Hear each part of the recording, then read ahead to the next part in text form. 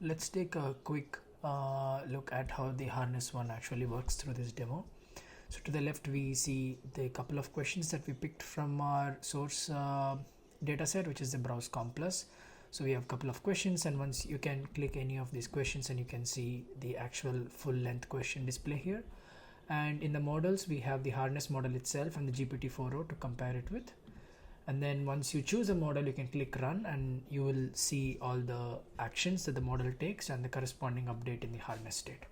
One quick thing to note is if you choose GPT-4o mini, you can see that the harness state is not managed because the 4o model is not trained for that. So the state is maintained within the model context itself.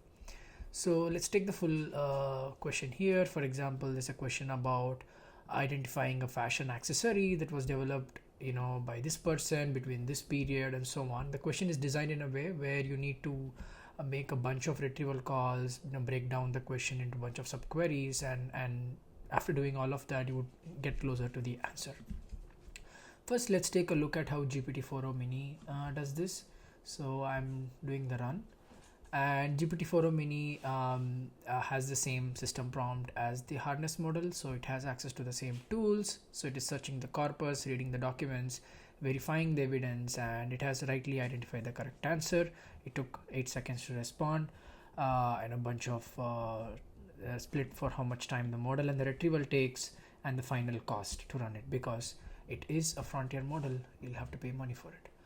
Now, obviously 4o mini is a quite large model, right? It's obviously billions of parameters, but you can achieve the same thing with 20B, and let's see how that works. Now, the moment I change to 20B and if I click run, you can see the harness state is updated in the UI. Now, it's performing the same set of actions, and as it searches and curates through the corpus, you can see how the harness manages the memory that is required to do all of this. So the context itself is not required for the model to manage. 20B model as well was able to find the right answer. It took a couple of seconds extra because it's 20B, it needed more hand holding, and you can see the time taken and the tokens used and the final cost, though the cost is less, right? So you can see how we are able to do the same things that GPT-4o does with a very small model like 20B. We can repeat the same experiment with another question. Just run harness again, and you can see that this question is about like finding a company that is debt ridden. It's a bunch of constraints and parameters on how you would find it. So the model is expected to read the whole question, break it down into subqueries, search the corpus, curate it, read, and keep doing this until it finds the answer.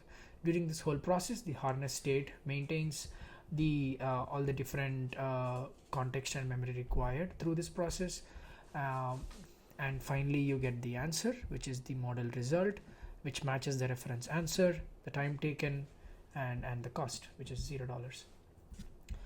So that's the demo of harness one.